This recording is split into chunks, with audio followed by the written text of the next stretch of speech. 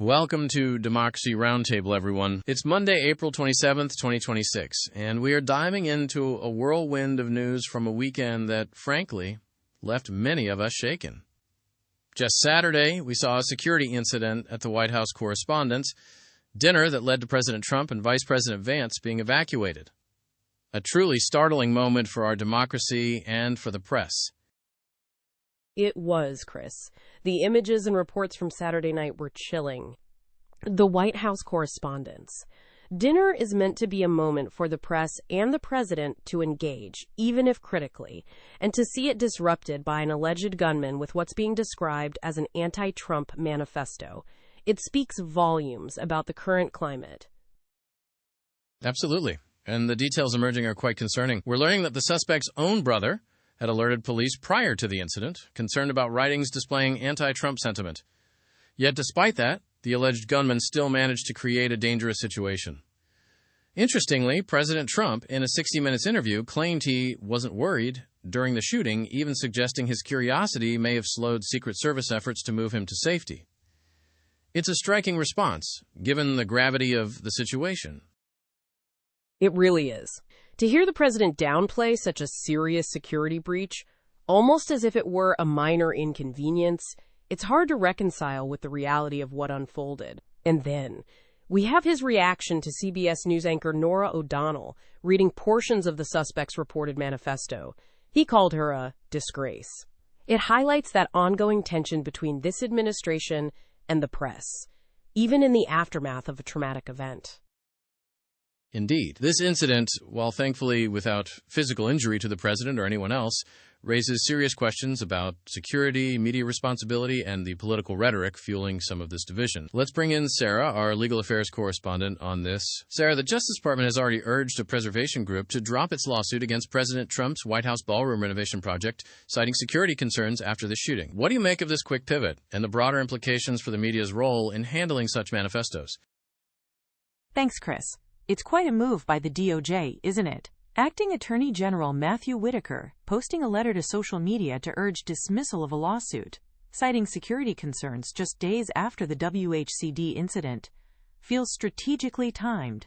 It raises concerns about the separation of powers and the potential for political influence on legal proceedings. On the media's role, it's a tightrope walk.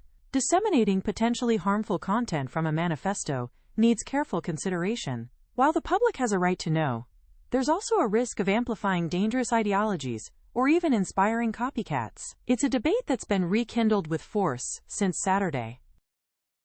That's a great point, Sarah. It feels like the administration is leveraging this incident almost immediately to push through other agendas.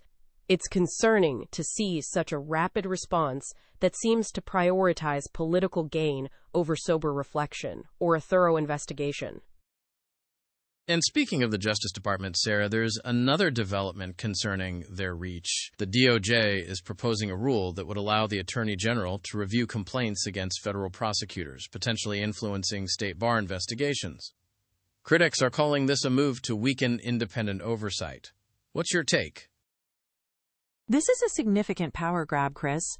The argument from the DOJ is that it's to protect against politically motivated complaints.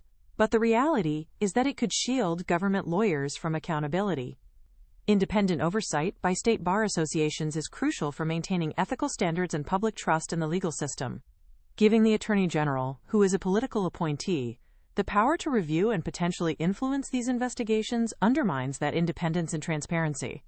It's part of a pattern we're seeing where the Justice Department under this administration seems intent on consolidating power.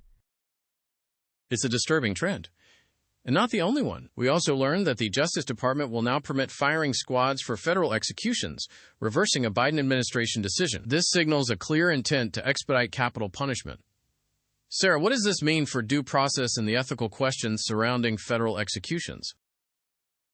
This decision is a stark return to more aggressive capital punishment practices.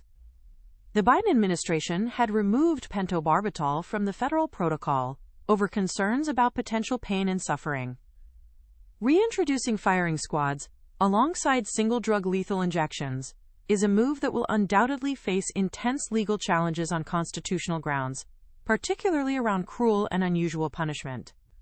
It raises profound ethical questions about the state's role in taking a life, and the methods used to do so, especially when there are ongoing concerns about the fairness and equity of the justice system itself. It feels like a step backward in our justice system, doesn't it? A move that seems to prioritize speed and severity over humane treatment, or even the appearance of justice. It's deeply troubling. Absolutely. And on a related note, the administration's approach to due process is also being tested in immigration. Elena, we've seen reports that an Egyptian family previously held in U.S. immigration detention for 10 months was rearrested days after their release by a federal court order. This isn't an isolated incident, is it? Unfortunately, no, Chris. This case, like others we've seen, raises serious concerns about due process and the Trump administration's adherence to court orders regarding immigration enforcement. Lawyers are contesting the rearrest, citing a clear violation of a federal court order. It highlights an aggressive and often defiant stance from the Department of Homeland Security and ICE, seemingly pushing the boundaries of legal authority and challenging judicial oversight. It's incredibly distressing for the families involved and undermines the very foundation of our legal system.